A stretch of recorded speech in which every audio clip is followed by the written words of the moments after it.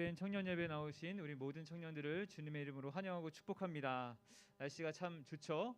이제 화창한 날씨가 계속적으로 이어지는데 더욱 이 귀한 날씨 가운데 오늘 마지막 드렸던 찬양처럼 더욱 하나님을 찬양하고 예배하는 우리 모두가 되기를 간절히 축복합니다. 그런 의미에서 우리 옆에 분에게 더욱 하나님을 찬양합시다 이렇게 인사하고 시작할까요? 네. 주님만 찬양하는 복된 공동체 되기를 소망해 봅니다.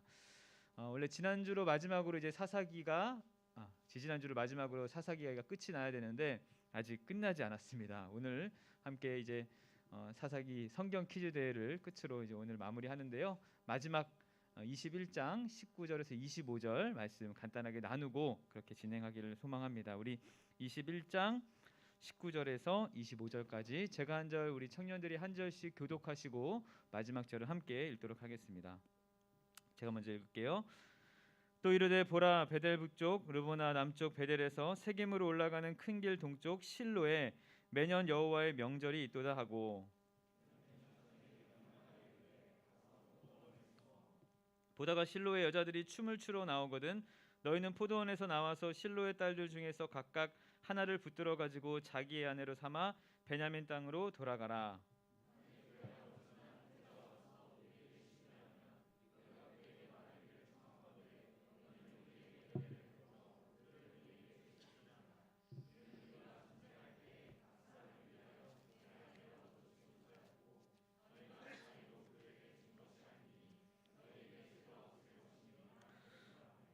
베냐민 자손이 그같이 행하여 춤추는 여자들 중에서 자기들의 숫자대로 붙들어 아내로 삼아 자기 기업에 돌아가서 성읍들을 건축하고 거기에 거주하였더라.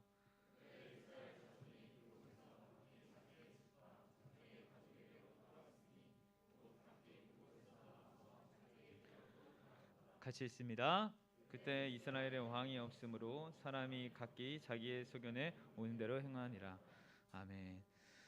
오늘 읽은 이 말씀은 이 사사기 전체의 마지막 결론에 해당하는 부분입니다. 지난 시간 이제 삼손의 끝으로 12명의 사사 이야기가 다 마무리되었는데 아직까지 사사의 이야기 끝이 아님을 오늘 본문을 통해서 우리가 살펴볼 수가 있게 되었습니다.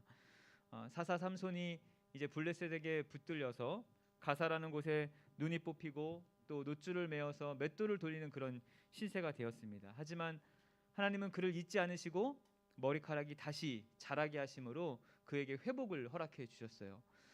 그가 마지막으로 이제 회복의 그 순간에 하나님께 부르짖어서 힘을 다시 얻게 돼서 그가 붙들고 있었던 그 기둥을 밀어 쓰러뜨려서 그곳에 있었던 3천 명의 블레셋 사람들이 함께 죽게 되는 그런 사건이 이어집니다.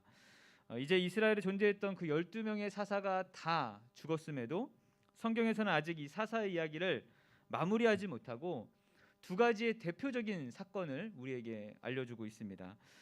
우리가 읽지는 않았지만 이 첫 번째 사건은 바로 에브라임 산지에 있는 미가라는 사람의 이야기입니다. 미가에게는 당시 이 에브라임 사람임에도 그 레위 사람들 제사장에 그 분류되었던 그 지파들이 가지고 있어야 할 그 에봇이라는 제사장이 가지는 의복을 가지고 있었고 또 신당을 운영하고 있었습니다. 미가는 자신의 아들 중에 한 사람을 선택해서 그 신당의 제사장으로 세우면서 그렇게 지내게 됐어요. 그런데 아까도 이야기했지만 미가가 에브라임 사람이었기 때문에 참된 제사장이 될 수가 없었죠. 그런데 마침 그 레위 사람의 한 청년이 그 미가라는 사람의 집을 이제 지나게 됩니다. 이 미가는 너무도 반가운 나머지 이 레위 청년을 자신의 집의 제사장으로 삼고자 노력을 하는데요. 다행히 이 레위 청년이 흔쾌히 미가의 말을 따라서 그 집안의 제사장으로 그렇게 지내게 됩니다. 미가는 자신의 마음대로, 자신의 생각대로 그렇게 하나님께 제사하는 제사장을 세우게 되는 것입니다. 하나님의 어떤 뜻이나 부르심이 아닌 자신의 생각과 자신의 방법대로 그렇게 자신의 집안의 제사장을 이렇게 들어놓게 되는 것이죠. 그 청년은 미가의 집에 거주하면서 마치 아들처럼 굉장히 극진한 대접을 받으면서 잘 지내게 됩니다. 그런데 이 이야기에서 당시 거주할 어떤 땅을 분배받았지만 아직 획득하지 못했던 단 지파라는 지파가 등장하게 됩니다. 이 단 지파가 여러 땅을 돌아다니다가 에브라임 산지의 그 미가라는 집을 이제 찾아가게 됐는데, 마침 그곳에 레위 청년이 이제 있는 것을 발견하고 그와 대화를 시도합니다. 그러던 가운데 그가 원래는 이 미가라는 집의 사람들이 아니었다라는 것을 발견하게 되고, 오히려 이 단지파는 그 미가라는 집을 떠나서 우리 단지파의 전체의 제사장이 되어달라 이렇게 요청을 합니다. 레이 청년은 이 미가라는 집에서 아들처럼 아주 극진한 대접을 받았지만, 이 단지파의 한 지파의 제사장이 되는 것이 더 훨씬 유익하다라는 생각을 가지고 바로 이 미가의 집을 떠나고 이 단지파의 제사장으로 그가 섬기게 됩니다. 여러분, 이 이야기를 통해 우리에게 전하는 것이 무엇입니까? 미가도 자신의 마음대로 그렇게 제사장을 세웠을 뿐만 아니라 청년 그 제사장도 자기의 보기에 좋은 대로 그렇게 행동하는 것입니다. 단지파 역시 다른 사람이 어떠하든 자신들만 좋으면 되겠다라는 생각으로 그렇게 자기 마음대로 그 삶을 살아가는 것을 우리에게 보여주는 것이죠. 미가도 청년 제사장도 단지파도 서로에 대한 어떤 배려와 사랑이 전혀 없는, 아무런 죄책감도 없이 모두 자기 자신의 좋은 대로 행하는 것을 우리에게 보여주고 있습니다. 그리고 또 하나의 사건이 이제 19장에서부터 이제 이어지는데요. 한 레위인이 집 떠난 애첩을 다시 집으로 되돌아오는 과정 가운데 그 기브아 지역에 살고 있었던 아주 불량배들이 그 애첩을 죽이게 되는 그런 사건입니다. 이에 격분한 이 레위인들이 이 첩의 시순을 좀 잔인하지만 12동각으로 나누어서 12지파에게 이렇게 보내게 됩니다. 그것을 받아본 이제 이스라엘 백성들이 이 당시 기브아 사람들이 살고 있었던 이 베냐민 지파에게 그렇게 나쁜 짓을 행한 그 사람들을 얼른 쫓아내십시오 이렇게 요구를 합니다. 그런데 이 베냐민 지파가 자신의 지역에 살고 있었던 그들을 보호하자고 하는 그런 명목 가운데 그렇게 하지 않고 오히려 이 기브아에게 군사를 모으게 해서 함께 다른 지파들과 전쟁을 벌이게 되는 장면이 이제 이어집니다. 이스라엘 안에 내전이 이제 벌어지게 되는 거예요. 베냐민 지파와 다른 지파들의 전쟁이 벌어지게 됩니다. 성경에 보니까 이 일로 인해 베냐민 지파의 수많은 사람들이 죽게 됩니다. 왜냐하면 11지파와 한 지파의 싸움이 당연히 상대가 안 됐겠죠. 그래서 이에 당시 그 이스라엘 지역의 리더였던 장로들이 모여서 어떻게 하면 이 베냐민 지파를 다시 살릴 수 있을까 이런 고민을 합니다. 그런데 오늘 말씀해 보니까 그들의 제안이 참으로 악한 제안임을 우리가 발견하게 되죠. 그들의 제안은 이 실로라는 지역에서 춤추고 있는 여자들을 납치해서 베냐민 지파의 남자들에게 아내로 삼고자, 그러면 다시 한번 이 베냐민 지파가 많아질 수 있으니까 그렇게 납치하도록 그들에게 제안을 합니다. 오늘 우리가 읽은 이 19절에 나오는 이 실로라는 곳이 참 그 설명 자체가 조금 어렵지만 예루살렘 이 북쪽 한 32km 정도 떨어진 곳에 위치한 곳이었는데 당시에는 굉장히 종교적으로는 중요한 성읍이었습니다. 그런데 이곳에서는요 이스라엘의 주요 명절이라고 하는 유월절, 장막절, 오순절 이 3대 절기 중에 이 실로에서 매년 장막절에 이 축제가 이어졌다고 합니다. 특별히 이 행사가 주로 밤에 이렇게 거행하게 되었는데 그렇기 때문에 누군가를 납치하기에 굉장히 좋은 그런 날이었습니다. 그래서 이스라엘 장로들이 이 베냐민 그 지파들에게 춤추는 여자 한 명씩 납치해서 너의 아내로 삼아라 이렇게 제안하고 있는 것인데 우리가 잘 알고 있듯이 출애굽기에 보면은 납치하는 자는 반드시 죽여야 한다라는 규례가 우리에게 전해지고 있습니다. 그러니까 누구보다도 율법을 잘 지키고 선하게 살아가야 하는 그 당시 이스라엘 리더들 역시도 오히려 악한 행동을 제안하는, 그렇게 하나님께 뜻을 구하지 않고 자신의 생각대로 판단하고 우리가 어떻게 하면 더 좋을지 제안하고 있는 것입니다.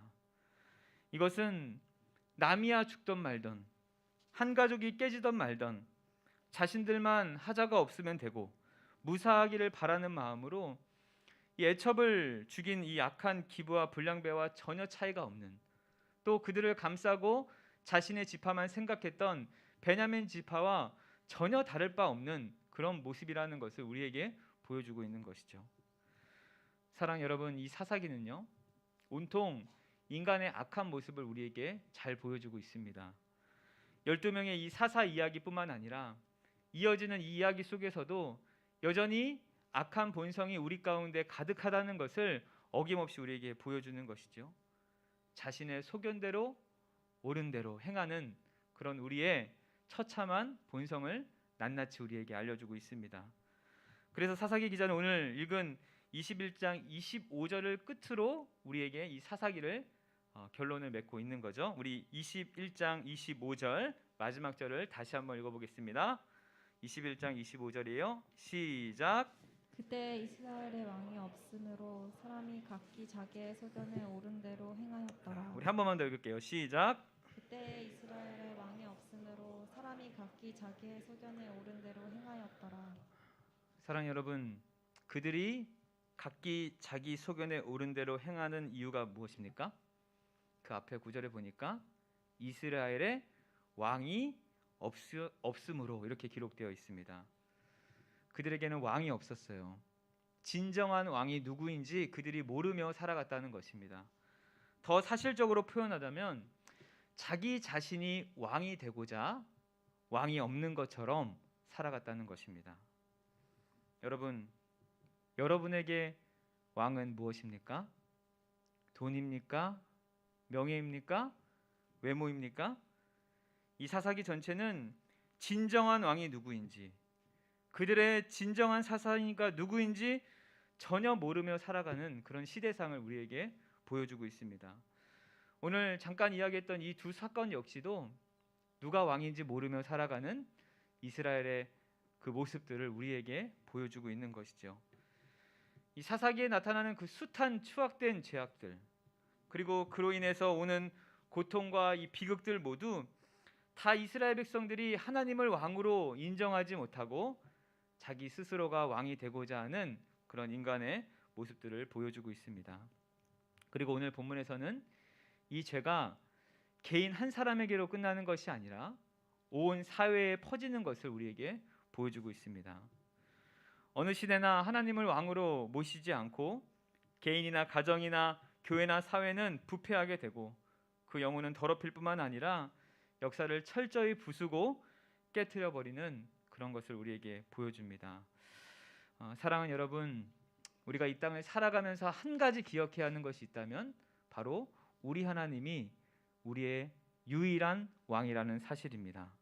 그리고 우리의 진정한 사사라는 것을 이 사사기를 통해서 우리에게 알려주고 있습니다. 하나님께서 우리의 진정한 왕이 되실 때 우리는 이 땅의 올바른 그리스도인의 삶을 살아갈 수 있을 뿐만 아니라 참된 평화를 누리게 되고 또 많은 혼란과 고통 속에서 우리가 어떻게 살아가야 하는지 그 방법과 힘을 우리에게 알려주시는 것입니다. 우리 사랑하는 남서울 청년 여러분, 여러분의 삶 속에 참 많은 결정의 순간, 어렵고 혼란하고 비극적인 그런 상황 속에서도 우리의 왕이 누구인지를 날마다 기억하며 살아가기를 간절히 축복합니다. 하나님만이 우리의 왕이 되십니다. 하나님만이 우리의 진정한 사사가 되십니다. 날마다 우리의 삶 속에 하나님의 소견에 옳은 대로 행하며 살아가는 우리 모든 남서울 청년 공동체가 되기를 우리 구주 예수 그리스도 이름으로 축원합니다. 우리 시간 같이 한번 찬양하며 기도할 텐데요. 하나님, 이 땅의 많은 그런 시선들 중에서 오직 하나님의 시선으로 이 땅을 살아갈 수 있도록 우리에게 믿음을 더하여 주시고 하나님의 방식대로, 하나님의 소견대로 살아갈 수 있는 은혜를 우리에게 더하여 달라고